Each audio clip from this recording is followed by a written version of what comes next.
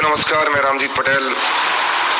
आज आपको स्पष्ट कर दूं, उन लोगों के लिए जो कानून को नहीं जानते हैं, आपको ध्यान होना चाहिए। जो परमिशन की बात कर रहे हैं, क्या 76 दिन की किसी को परमिशन मिलती है?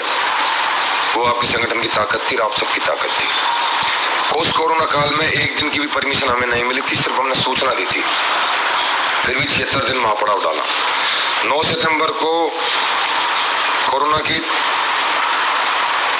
तीसरी लहर थी, खतरनाक, कोई परमिशन नहीं थी, फिर भी हमने पूरे दिन महापड़ाव रखा। और मैं आपको बता देता हूं, जो ये गए गुजरे निकम्मे जो लोग हैं, जो घरों में बैठकर डायरेक्शन देते हैं, सिर्फ घरों में बैठकर, मैंने ऐसे लोग देखे धरना स्थल पर, जैसे पुलिस नजदीक आती तो पीछे की दीवार फांद के निकल जाते हैं। ऐसे लोग भी देखे, पुलिस जैसे नाम पते पूछती है तो दूसरे नाम पते बताते हैं, एड्रेस गलत बताते हैं। किसके सहारे लड़ोगे?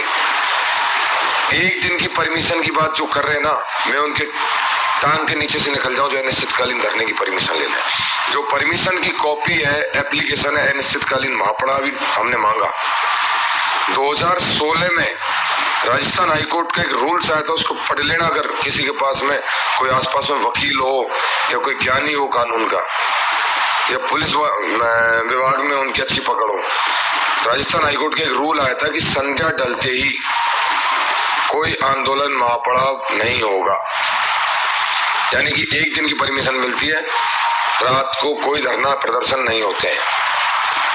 लेकिन वो सब तय होता है संख्या होने पर।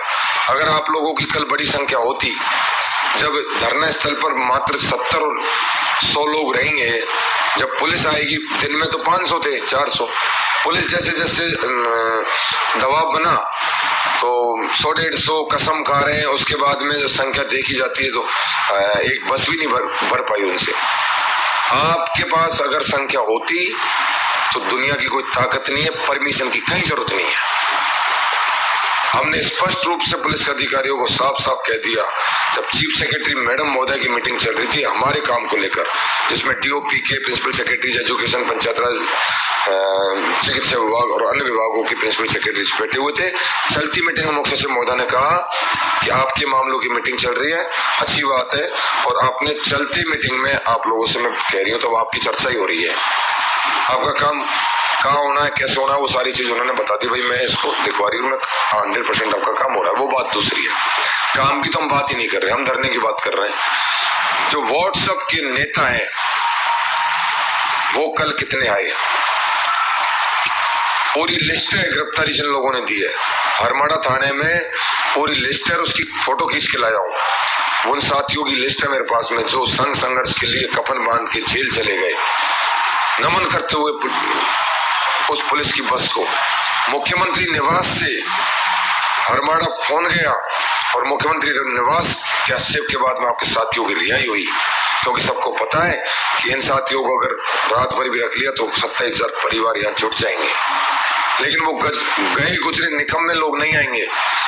जब आपसे अपील कर दी कि आपको 14 तारीख को आना है, तो घर पर बैठकर क्या अंडे दे रहे थे क्या? और लंबी चौड़ी ऑडियो वीडियो डाल रहे हैं, बोला नरेंद्र चौधरी को बर्खास्त करो, रामजीत पटेल को बर्खास्त करो, सांवर सिंह को बर्खास्त करो, प्रवीण जसरापुर को बर्खास्त करो, ठेकला जी को बर्खास्त करो, भिंडा जी को बर्खास्त करो। अरे मैं कहता हूं मेरे भाई, बर्खास्त किस चीज से कर रहे हो? कोई मुख्यमंत्री की कुर्सी दे रखी है क्या? दिन रात भागते हैं परिवार छोड़कर, घर छोड़ो पहले, जब पता चलेगा। और हमें तो बर्खास्त कर दो, चलो हम सबको कोई दिक्कत नहीं, नई कार्यकारिणी को कर दो, पुरानी को कर दो। 5 साल तो सचिवालय में पास कैसे बढ़ते हैं वो सीखने में लग जाएगा। कभी यहाँ धरातल पा के काम करो। ज्ञान बांटना बहुत अच्छी चीज है।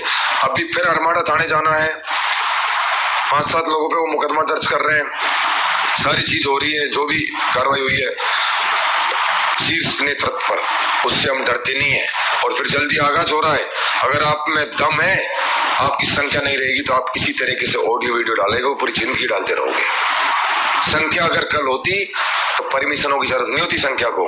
ये पहला मूवमेंट नहीं है, परमिशन आज तक मिली भी नहीं थी। कोरोना काल में सबसे पहला आंदोलन किया था आपके संगठन ने, जिसमें बड़े बड़े भाजपा और कांग्रेस के नेताओं ने भी घोषणा कर रखी थी, वो भी अपना आंदोलन निरस्त कर चुके थे। 9 सितंबर को याद कीजिए, कोरोना की तीसरी लहर में जब 2 फीट पे आदमी चलता था एक दूसरे से, घरों में कैद थे, कोई परमिशन नहीं थी। और आज भी जब एक दिन की परमिशन थी तो उससे मतलब क्या है, हमने तो एप्लीकेशन में अनिश्चितकालीन है, कौन देखना चाहता है, लेकिन हाई कोर्ट की गाइडलाइन पढ़े, परमिशन अनिश्चितकालीन नहीं मिलती है, वो आपकी संख्या पर निर्भर करता है। जब आपकी संख्या होती है तो प्रशासन के हाथ पांव फूलते हैं, और हाथ पांव फूलते हैं तो आप बैठे रहते हो। तो ये उन लोगों को मैं कानून का पाठ पढ़ा रहा हूँ जो दुनिया को डायरेक्शन दे रहे हैं, पूरे प्रदेश को डायरेक्शन दे रहे हैं। और दो मैं तो लेके बताओ, मैं 6 महीने आपके घर पानी भर दूंगा अनिश्चितकालीन परमिशन लेके बताओ। कोई भी संगठन, किसी भी कर्मचारी यूनियन हो, चाहे कोई भी राजनीतिक संस्था हो, या कोई भी पंचायत सहायक भाई बहन हो। इसलिए धैर्य रखें, सरकार कहाँ काम कर रही है, टीम पूरी लगी हुई है, सचिवालय में सब जगह जाएगी, सारी गतिविधि देख रही है, काम का पूरा पता है, और आप सबको खुशखबरी जल्दी मिलने वाली है। उस तारीख का भी पता है, लेकिन उसको हम आउट नहीं करेंगे, क्योंकि हमने एक बार ड्राफ्ट आउट हो गया, उसके बाद में हमने बहुत सारा जहर पीना सीख लिया है। रामजीत पटेल, संयोजक राजस्थान विद्यार्थी मित्र पंचायत सहायक संघ। मुझे उम्मीद है 27,000 परिवार का विश्वास बना रहेगा। आप हैं तो हम हैं। मैं सुबह से कह रहा था आपकी संख्या यहाँ बनी रहेगी तो हम रोकेंगे नहीं, आपका बैनर और आपके पदाधिकारी भी यहाँ नहीं रोकेंगे।